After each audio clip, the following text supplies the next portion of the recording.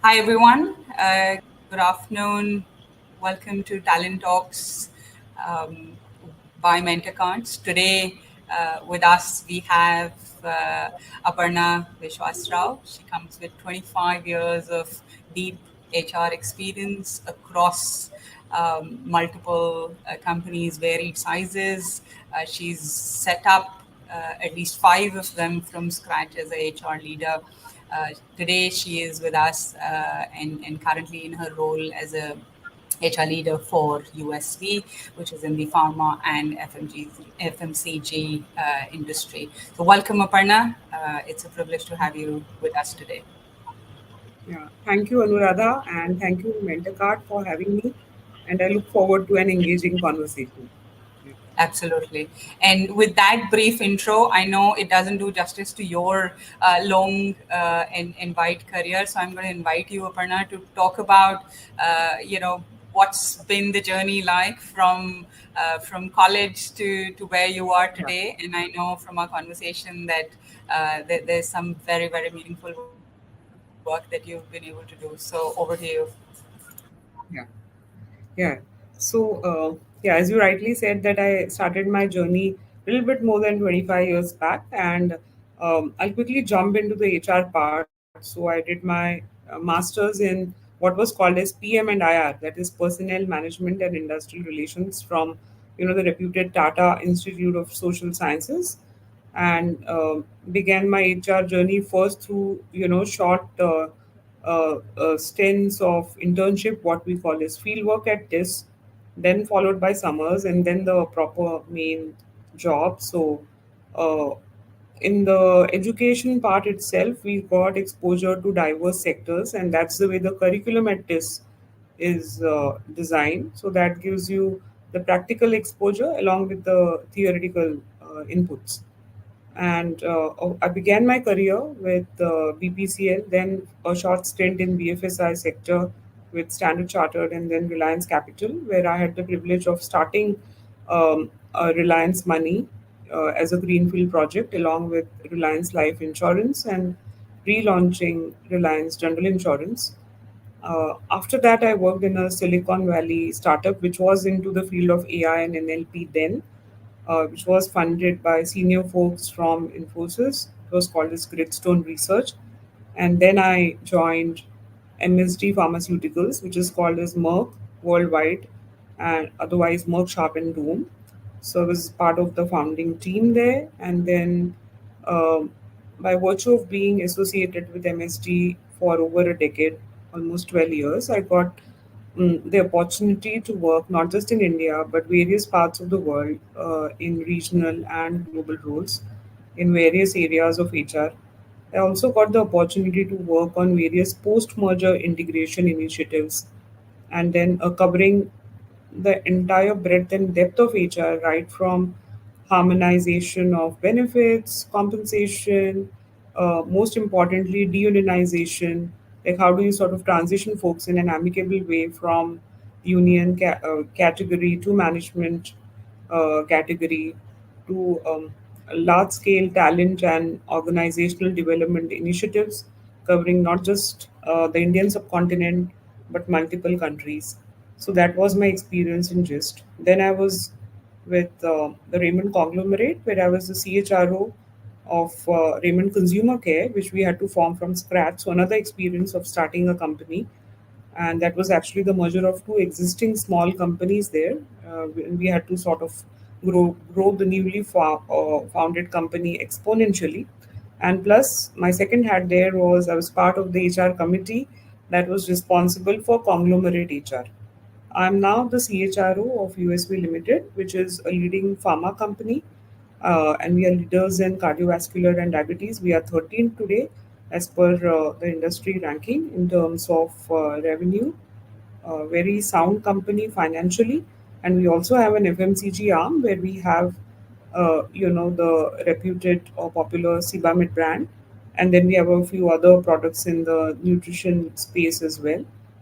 And my journey here has been to sort of act as a catalyst and contemporize the function and partner with the business in its journey from good to great. Yeah. So this Super. is my Yeah. bit about my. Thank you. No, that's I doubt if one session is enough then to ask you all the questions that we possibly have, but we'll get started, right? And I Yeah, think my first one, and given today's topic as well, so yeah. what's and the growth that you possibly have seen in the industry in pharma. Let's start by asking you to say what are those skills, beyond academics, if you like, right? So there is, I'm sure, certain qualifications and so on. But to be able to, have a meaningful career, something in an industry like pharma, which I think thrives on innovation, what are, in your experience, like the most sought after skills that one would kind of develop over a period of time, and then be successful in this industry? What do you think those are? And I'm not just talking about HR colleagues, but in general, as Yeah, an industry. yeah, yes, I get it. I get it. So that's a great question. And I would sort of categorize the jobs into four categories or four buckets. So one would be the sales bucket, and you require, along with the typical functional skills, uh, possibly like a sales orientation or skills like negotiation skills, ability to travel, and a little bit of resilience. I mean, the resilience index there required would be higher as compared to maybe other functions. So I'm mentioning both the functional skills as well as the behavioral skills required at a very, very generic level, so that maybe youngsters who are hearing this get some idea. So ability to travel, to negotiate, a great interpersonal skills, along with some knowledge of product. So a background in science like BSc, B Farm, M Farm would be, preferred, and that's where the sort of intake of talent happens. The second basket or the second category would be the plant level jobs, and there again, at an entry level, you would either hire people with an MSc or an M Farm or a B Farm background, and maybe I'm talking of both the blue and white collar jobs there, and there, obviously a background in science, a thorough background in science is required. But what would really help you get selected and excel in the job would be, your analytical capabilities. Second would be detail orientation. Third would be a very high regard for quality. Of course, you will be trained, etc., for it in any of the companies that you join, but the innate consciousness around quality and process orientation, let me put it that way, for a youngster, has to be there. So basically, as I said, analytical skills, process orientation, or quality orientation, detail orientation. These are the things that are required along with your usual qualifications to excel in a manufacturing oriented role. Again, keeping the limited time we have there, we cannot enter into all job families in manufacturing. Again, there are several job families, whether it is quality or hardcore operations, packaging, engineering. By engineering, I mean maintenance. Then you have warehousing. So there are about four or five big job families there. Now I'll come to the third bucket, which is R&D. So again, in R&D, you require obviously a person with the requisite qualifications, whether it's a PhD or an M Pharm or an MSc, to begin at an entry level. Along with that, you would require again a scientific temperament, analytical abilities, persistence, to do the activity in a repeated way till it gives the outcome, or try and do the activity in different ways while I'm following the detailed procedures given to me, and a great learning orientation, and ability to detect the trends that are happening in the world, and how can I sort of incorporate that in my job if I want to rise to a higher level. I'll now come to the fourth category, which is really a huge basket, which is the HO based jobs. Again, here you would have a mix. There would be the support functions like HR, finance, IT, then the supply chain based functions like logistics, etc. And the requirements for each of these roles would be different. And then you have an army of people here in functions like medical, where you actually have medical doctors, you have marketing folks who have expertise in pharma marketing. So while each of the and so on and so forth. So the job families here in the HO or head office based jobs would be many, multiple, and much beyond the scope of this talk. So, which are the routine functions in any company? So while you require the requisite qualification that sort of gives you an entry into that job family or into that role. At a broad based level, if you ask me, if you're working in a pharma company in an HO based roles, along with your routine functional skills, you would obviously require good communication skills. If you want to really progress along with communication, by communication I mean oral and written, you would require good presentation skills as well. You would require again the same things like the analytical abilities and an aptitude for detail orientation, and a great learning orientation because the industry thrives on innovation. And what's that next big thing that you can do that will sort of take your portfolio to the next level? These are the skills. I have just used a very broad brush, paints all kind Yeah, of an approach, I'm and sure but I our hope it's listeners kind useful. of get, yeah, they get, Yeah. I think we get a fair idea. And given Yeah. that some of these, if not all, then some of these are possibly these skills that are also needed to be successful in any similar or major industry, right? You spoke of communication, you spoke of Yes. presentation, analytical for that matter, right? And so while we know Yeah. you would only enter pharma with certain qualifications, academic qualification degrees, and so on, but Yeah. I'm assuming it's not still easy to attract that talent pool as well. So what and maybe again from your experience and from your own career examples, what are some of these creative recruitment strategies that you may have possibly deployed to attract that talent? Because I'm assuming that talent pool is, or within the country, is possibly limited given the competition or the players that we have in the market. So speak of some, maybe if there is something from USB, but in general, right, what do farmers do Mm. differently to Mm. attract this talent? I mean, you're talking about PhDs and you're talking about masters and such talent. Yeah. Yeah, yeah. So maybe I'll answer the question at two levels. One is the ecosystem that you need to create to attract this kind of talent. So all pharma companies, in my experience, whether Indian or MNC ones in India, or even the MNC ones that I've seen around the world, are very high on culture.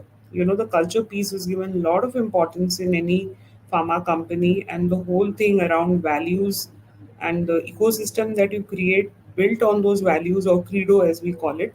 And also a lot of it emanates from the compliance oriented culture that we need to follow, because we are after all dealing with human lives. We're not dealing with something like, I'm not like demeaning any industry, but we're not dealing with something like say a plastic bucket or a soap, where even if there is a little bit of here and there in the product design, or the constitution, it's not going to cause harm to anyone, physical harm. But you are here in an industry where your products need to be of impeccably high standards. So the values and the quality standards both. By values I mean the human values, and by quality standards I mean the more technical quality oriented stuff. So both, an amalgam of both those things has to happen really well in the pharma world. And hence it sort of gets rubbed on to the culture as well, which is more, according to me, a requirement of the business. And this I have seen is practiced in a very nice way across all pharma companies. So first emphasis is on creating the right ecosystem with a lot of importance given to people manager development. Second is to create a learning environment, because if you have to ensure that all these creative minds and scientific oriented minds, whether they are in sales or in R&D or manufacturing, are nurtured, you need to create that kind of a learning environment, both through formal learning mechanisms and informal learning mechanisms. So all pharma companies are very high on that, including ours. And then the journey begins once you have the fundamentals in place, the foundation in place. And then if I come a talk of innovative recruitment strategies, so obviously no one has missed the AI bus. So pharma companies are using AI in a big way, whether it's for screening or whether for interviewing, then of course we continue leveraging all our traditional channels, which are also important in pharma, whether it is referral or walk-ins. I mean, we may talk of innovative ways of hiring, but when I'm talking of plants where bulk of the hiring would happen at an operator level or at an analyst level, there it is through newspaper ads or walk-ins even today, because we are in the remote areas. None of the plants are in the cities or in the tier one places. So okay, so there we still follow the traditional methods and they yield a lot of results, but yet we try to blend technology with it, and then based on maybe the walk-ins that you've got, you create apps that will sort of, and a QR code that will help you sort of store all the data that has been generated through those walk-ins in a very contemporary and contemporary way and easy way. By easy, I mean the retrieval becomes easy for future use. So, and the third thing that I would like to mention here, so first I mentioned was AI. Second is, we are still leveraging the traditional channels which are as effective, but then we add the contemporary touch to it. The third is obviously using all your the more modern day, so to speak, of channels, whether it's a job portals or whether it is social media in any form, whether it is LinkedIn or WhatsApp. um, Again, WhatsApp based hiring is very big in pharma because we have so many pharma groups, and you get your, I've seen that our best talent through the WhatsApp groups, not only through the traditional ways like search firms and referrals and walk-ins. So these are the few ways through which hiring is done in the pharma industry. And of course, you have your campuses. You cannot leave that. In fact, I see that people are reaching out to even the newly founded universities, to sort of tap talent for them, for quite a lot of jobs, and then you sort of train those people. So all the pharma companies do have what is called as centers of excellence or training institutes where the talent is groomed. The freshly minted graduates or postgraduates are groomed for the jobs. In fact, pharma industry now has gone a step ahead, and sort of all the pharma companies are coming together to form sort of an institute where pharma specific skills would be imparted at an industry level. So those efforts also have begun in an extremely structured way, and soon you would see the results of that. I mean, it would be out for the world to see. Yeah. Now So, that's I interesting. hope So I answered your question. yeah, no, I think some of that to say, depending on what kind of, and I think unlike other industries, maybe the fact that pharma, of course, has to be from at a plant level, has to be attracting a different kind of a talent versus what you need for your sales and then Yeah. marketing and then possibly in head offices, right? So you have like a wide range of talent and skills and verticals, maybe compared to some other industries, right? And so, and you brought up the point where Yes. you said, at the end that big companies are coming together to form this institute, and I will follow it up a little later because there is a question on academics and academia Yeah. doing certain things to really engage Yeah. the talent that we have. But before that, while we are just about at the point Yes. where we're talking about attracting talent, I'm always curious to know, in a specific industry type and an organization like yours, how are women doing, right? Are you bringing in enough, and whatever that enough is for your industry or your organization? Do you see a challenge? Do you see a gap?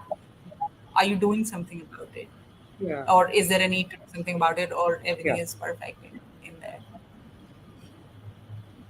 Yeah. So, so of course, all of us are aware of the wonderful, outcomes that happen if you have diverse talent. Now, having said this, while pharma industry has opened its mind and heart both to, diversity and inclusion, quite a few years back, in one of my companies, we ourselves began our journey in a very, very structured way in 2008, which was MSD Pharmaceuticals. And while primarily the focus in pharma has been on gender focused, diversity, So there are certain unique challenges there based on the nature of the industry. I'll touch upon that briefly later. Then the second focus of diversity in pharma obviously has been differently able wherever required, and I see that a lot of the pharma companies have are also open to hiring veterans.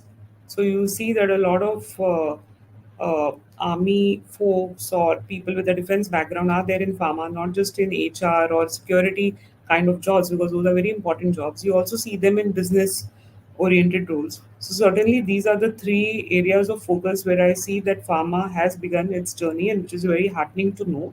And having said this, while gender focused diversity is a very given thing, say maybe in a banking industry where it is easy to maybe hire women and keep them because you are in the protected environment of a bank.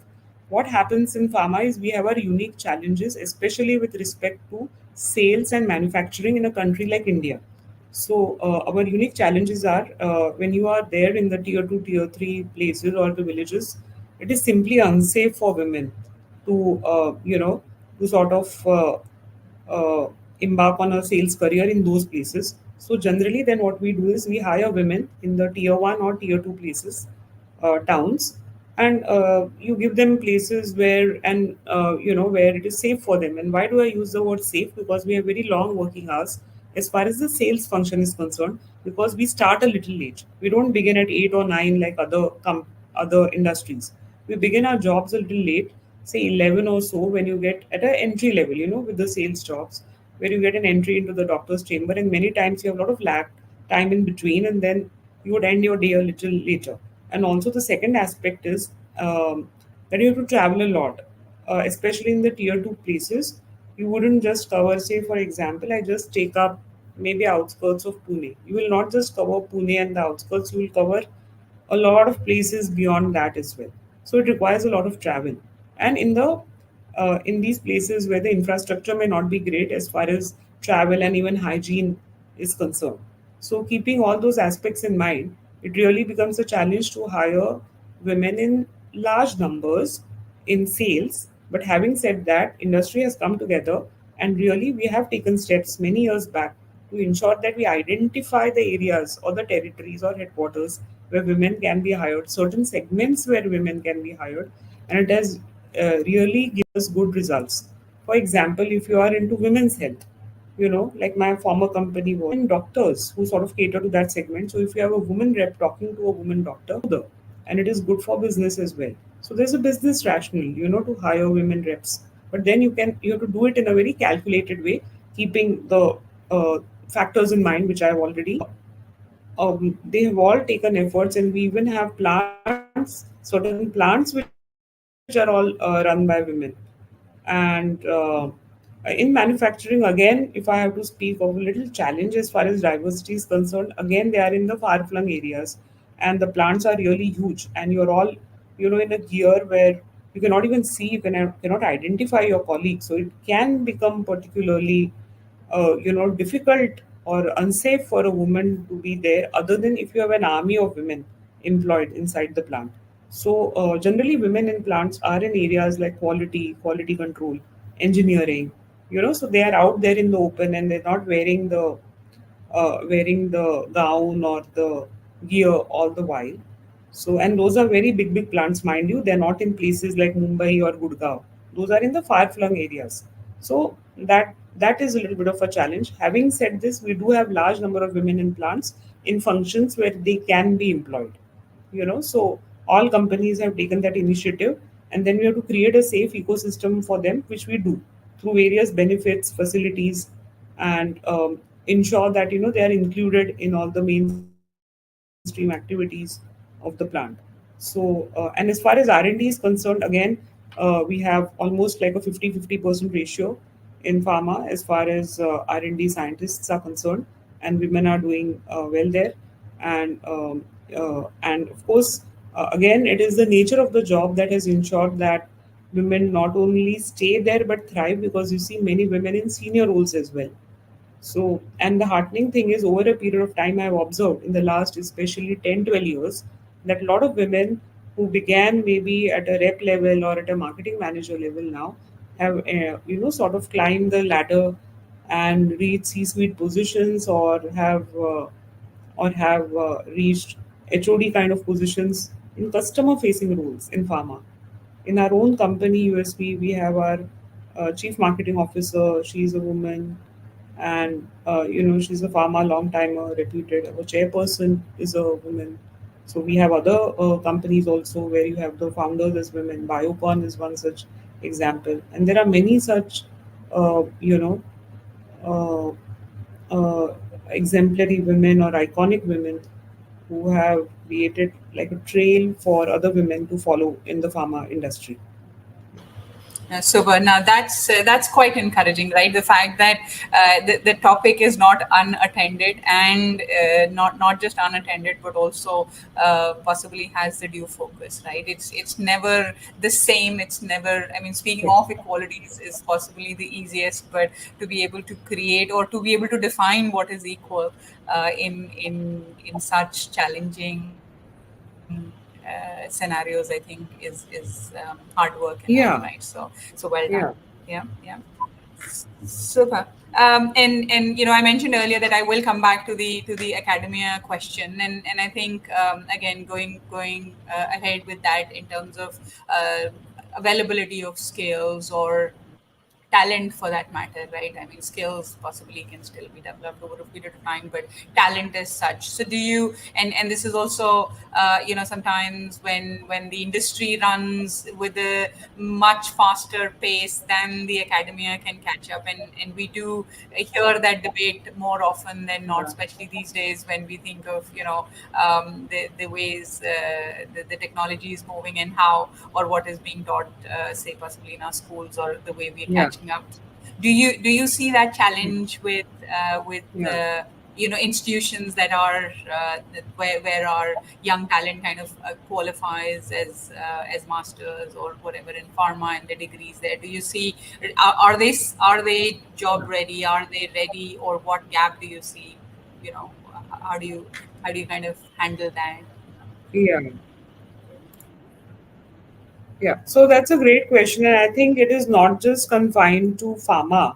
I think it sort of impacts all industries. But now, when I just keep my focus on pharma, so the graduates today or the postgraduates today who come with a science background, either in our plants or in our marketing setup or in HR or even in, say, the R&D setup, they may be good conceptually. However, in terms of being job ready, obviously it calls for some more inputs to be put in from the company's end. So, at a generic level, I would like to share with you what most of the pharma companies have done is they have started academies where sort of they hire talent in large numbers, especially when they want to do expansion. And you have to understand that the pharma industry has expanded exponentially in India in the last 15 years due to several reasons. And one of the reasons is also because the market is huge, because we are the most populous country in the world. We are a tropical country, so obviously a lot of disease is one more major challenge that we grapple with as far as health is concerned. So there was generally a huge market for pharma companies to expand. So for that expansion, you need talent. So all the pharma companies, have sort of started structured training programs for all streams, whether it is manufacturing, whether it is sales, whether it is R&D, and because these are the three major job families sort of that contribute to revenue in any big pharma company. So that process has already begun about 10-12 years back. And now, as I just shared some time back, the industry has come together to form sort of a consortium and start an academy where they will groom future ready talent for pharma. Because as I said, that while they're conceptually sound on the practical front, and certain pharma specific skills is something that they can sort of they need training. So that's the space where there's a lot of work to do. And while we have come a long way, we still have some distance to traverse. And efforts are being done at an individual level by the companies, at an industry level as well. So, a few things that I would like to just maybe focus on, maybe for the or maybe it will benefit the young, listeners, is while conceptually there may be sound a few things that they can sort of build on if they have time, and the aptitude is Udemy, Coursera, that can really help you, fine tune your skills on the communication front. That is one. Second is, uh, maybe that's not trainable when you are still in college, is getting to know how the industry functions. So if you are into manufacturing or you are into marketing, but obviously you can talk to your seniors, you can sort of read up on the net and at least get an inkling or try and do some projects that will help you, sort of get a sneak peek into how the industry functions. So that is the second thing that youngsters or students could sort of do to get an idea of how practically the industry or their chosen vocation or function works. And third, of course, I would say is, the digital ability part. So while most of us are good at it, but understanding the digital part better pertaining to your function. So if you're in HR, I'll just give an example. So how can I use ChatGPT better to do my work well? If I'm in marketing, how do I use AI better to do my job well? So if those kind of things you can train yourself before you enter the pharma world. And the good part is I'm a big fan of things like Udemy and Coursera. They give you so many practical inputs. You just type there that AI in marketing at a basic level, and you'll get a course, and it's not even very expensive, which a person can afford. It could be just maybe if you get a discount like 1,000 rupees or even less than that. So students can definitely afford if there's a will, you know, and sort of groom themselves. So these are the two, three things I Yeah. feel that students can groom themselves before they enter the real world. Yeah. Yeah, absolutely. And I think you briefly touched in that direction. I now I've observed this, and maybe they're not from pharma, but I have seen, where young graduates, and they aren't even graduates, they're undergrads, and from first year onwards, they all want to kind of get into some sort of internship, right? And which is so heartening to see that you're barely Yeah. in college, you've just about finished your first year, and in before you get to a point where you have to choose either a final stream or a choice that kind of impacts your career. Young boys and girls really want to explore, try this, try that, and not be afraid of trying and then making a very, very informed decision. I think that's really, at least I see that in Yeah. in a lot of young folks these days. I'm hoping that those in pharma also Youngsters kind today, of yes, very get that heartening to see opportunity, that. or their Yeah. colleges could encourage them to do internship, not just as a last and the final Yeah. semester tick in the box kind of activity, but more throughout your graduation or your post graduation, to say Yes. just explore Yes. multiple things, right? Yeah. Yes. And I think you also mentioned, you touched upon some platforms, and I think MentorKart is of course one such platform. Their own academy platform Yeah. that kind of enables organizations to create their own content, reuse it, instead of depending on, while it's good that we now have like endless places where a lot of information is available or knowledge is available, but industry Yeah. experts creating their own stuff, or company leaders creating their own stuff and then putting it out in their own academy, I think is also a great way of solving Yeah. So some I things. Yeah. Yeah, so I have to, highlight the importance of MentorKart here, and thanks for, sort of bringing it up because today's youngsters also get a whole lot confused with so many resources around. So I think therein, comes MentorKart, and where you can get focused inputs, in your chosen area or your chosen function. So yeah, I have to sort of highlight that and thank MentorKart for starting such a great initiative. Yeah. And I would Super. encourage our viewers to, sort of access the platform and leverage it. Yeah. Yeah. Yeah, super. Perfect. Yeah, and I'm mindful of the clock ticking, Aparna. But and as I get into like my end of the session kind of a question, and that is, from your own career journey and life journey as such, with someone who's done so much, and I would say been there, done that kind of a situation for practically everything around HR or setting up industries.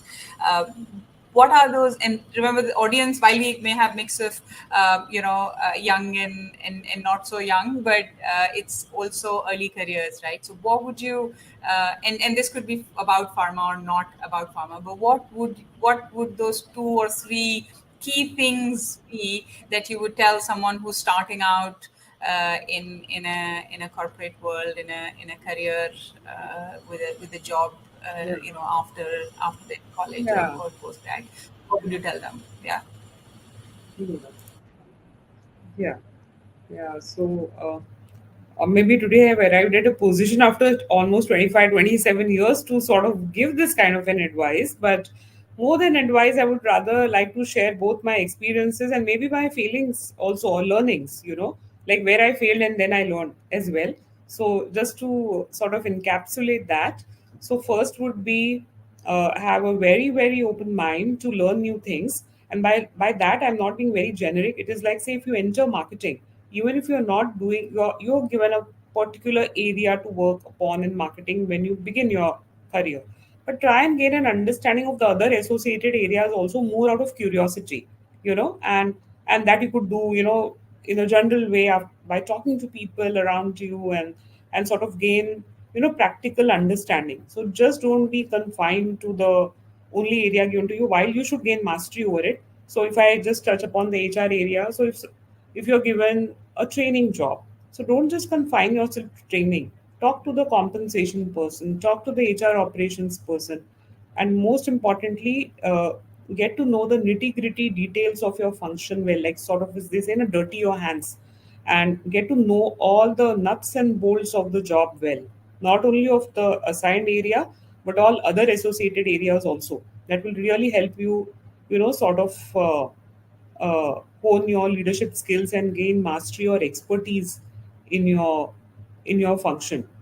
And even if you want to become a super specialist, you have decided that at the beginning of your career, fine. But then gain mastery over that area. And even when you want to become a super specialist, understanding of the associated area. Say, like, you want to become a digital marketer only, but then you're catering to the business, right? So, an overall understanding of business, doing some field work will also help you.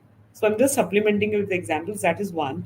Second is, maybe you're not sure about your career goals, but you can take the help of your mentors, appoint mentors, talk to your seniors, and maybe gain clarity over a period of time on what you want to do. Maybe you experiment for a few years, and then once you gain clarity, the third aspect is the continuous learning.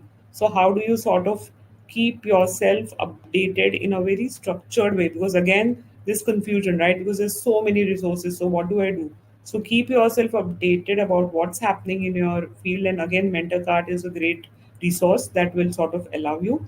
And fourth, which is a little personal for me, is, and the learning happened over a period of time, is importance to self in terms of your actual physical health, like in terms of diet, exercise, because we take so many things for granted. So, if you start early on, and the heartening thing is today's youth is conscious about that, but diet and exercise and a little bit of mindfulness, at the beginning itself, done in a proper way, maybe with some help as well, would really help. Yeah, according to me. No, super. That's valuable. I think some So of these are us the will few things that I definitely feel. resonate with that after as many years, and young folks hopefully will try and test that advice, see if that works for them. But this is really valuable. Thank you, Aparna, once again for making the time, and I'm looking forward to having you back again in some time. Look after yourself. So thank you, Anuradha, and thank you, Kunal, and the Mentor Talk team for having me. And it was indeed a pleasure. And best wishes to you and Mentor Talk. Yeah. Thank you once again. Bye. Yeah, thank you. Bye. Thank you.